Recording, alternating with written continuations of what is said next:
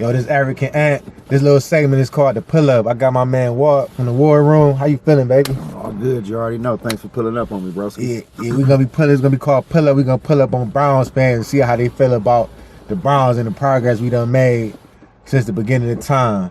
Since we started, since we got Stefanski. Oh no, we gonna go back. Oh, you want to go back to? Yeah, I get you. Not Stefanski. What was the one before him? Marty. No, the coach we had after Freddie Kitchens, because that's when it really started. But Okay. we gonna go back to Freddie Kitchens when we had Dorsey, because that's when it started at with Dorsey, man. You're right. And the whole transition. So to me, starting there with Dorsey kind of put some of these players we got now, like our key players like Chubbs, Baker, Denzel, Jarvis. He drafted, he traded for Jarvis, drafted those guys and some other key players, man. Right. So with Andrew Berry, how you think it's going so far? You think that he the right one for the position? You think it was Dorsey should have stayed there?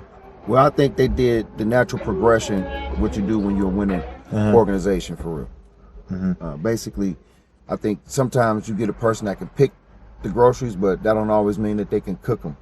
I got you. So with Dorsey, the way that he runs his organization, to me, I didn't like. I don't like the head coach against the offensive coordinator. That the confrontation builds competition was his philosophy.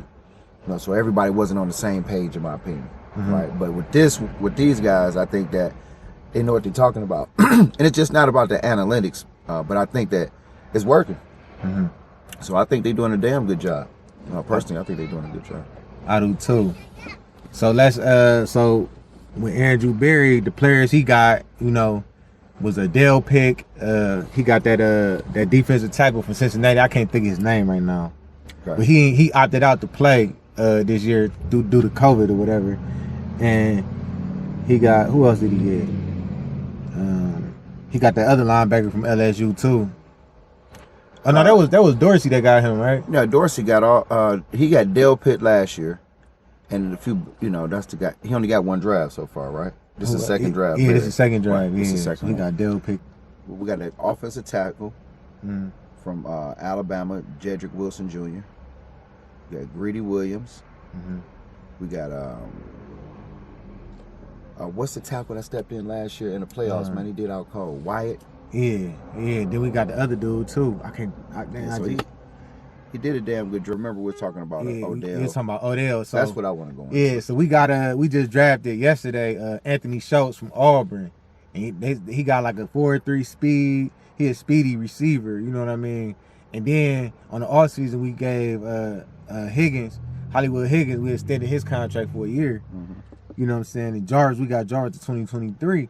Now, with Odell Beckham, the thing is, to me, for some reason, him and Baker, and I blame Baker more so than Odell Beckham, they not on the same page. And it's like every time he throw the Odell Beckham way, it's either pick, underthrown, overthrown. And we all know that you can put the ball close enough to Odell Beckham, he'll stretch out and get it. But you ain't gonna count them drops then. I mean, he did. He had some drops. Crucial. He had some drops. I'm not saying, but what I'm saying is he had some drops, but majority of the passes that was thrown his way was bad passes. I give you he did throw it to him while he was open. But I don't think nobody take into account this was a COVID situation. This is the first year nobody knew how to run the system yet. But this is the thing, most of the receiver routes is the same routes from man, it's a whole different type talking, a whole different play calling, whole different terminology is what I'm looking for, right? It's a whole totally different. Not only that, even the coach didn't even catch a rhythm with calling plays for the players he had until he got hurt. You got to see some of the things that they were doing, some of the same plays.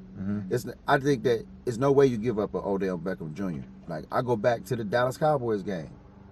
Like, that's what you get with a guy like that, and you already got him under contract.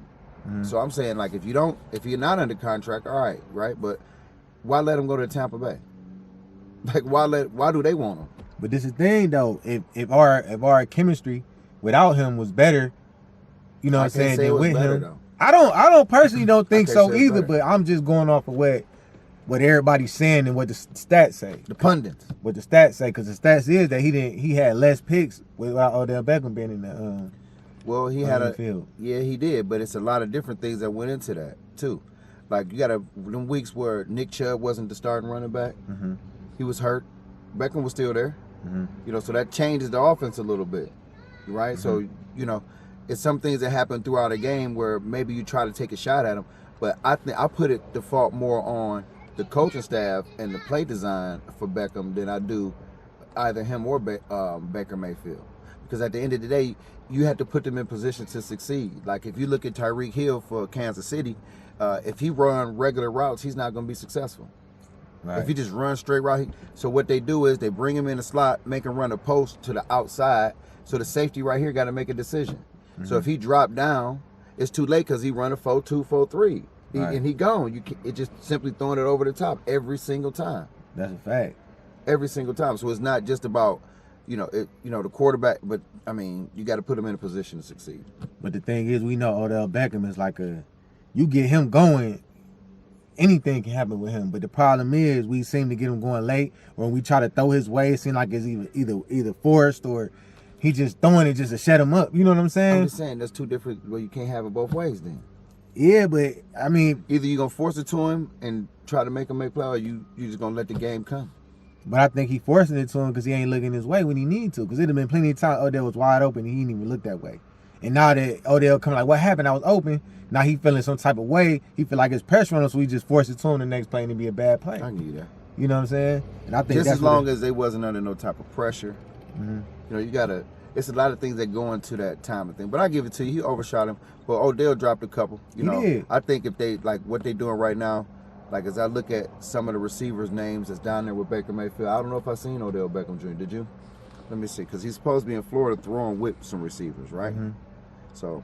I seen him working out though. Like I seen Odell working out. Was he with Baker in there? No, he was working out like trying to get his leg back strong. So I don't know if he coming back like right at the beginning of the season, but he should be back sometime next season.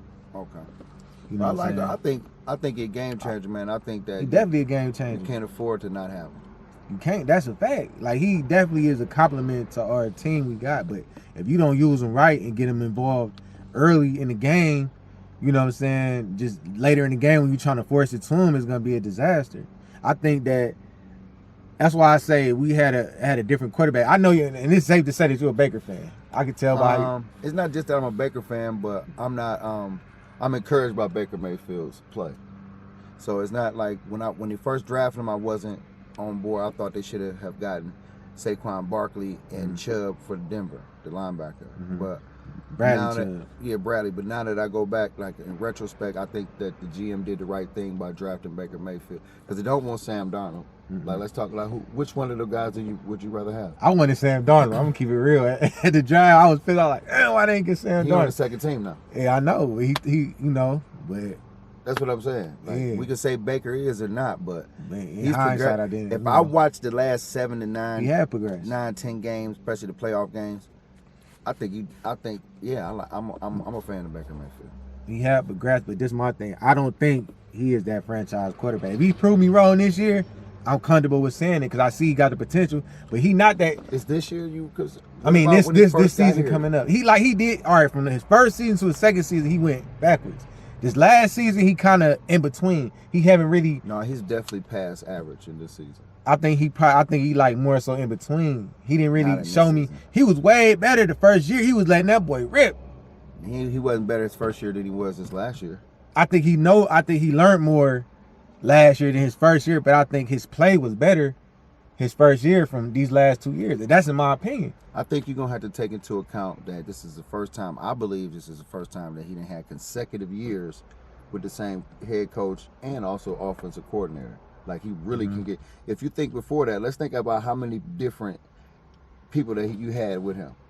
That's true. Like you start off his rookie year, it was Hugh Jackson. Mm-hmm. It wasn't shout out to Hugh Jackson. That's my dog. Nah, man, ain't no shout out to me. Man, he a real one, man. I'm telling you, man. Did you watch him on man, I'm telling you, he's a real one. Hugh Jackson is a real one, man. No, he's not. I ain't saying he real one, but you gonna have to miss me, man. He a real Hugh Jackson. Man. You can shout him out. This show. I did shout him out. Shout out to Hugh Jackson. Nah, that ain't come from the war room, bro. Straight from the war room. No shot to Hugh Jackson, man. No way. Shout out to Hugh, man. He a real one, man. He a real one for the black community, man.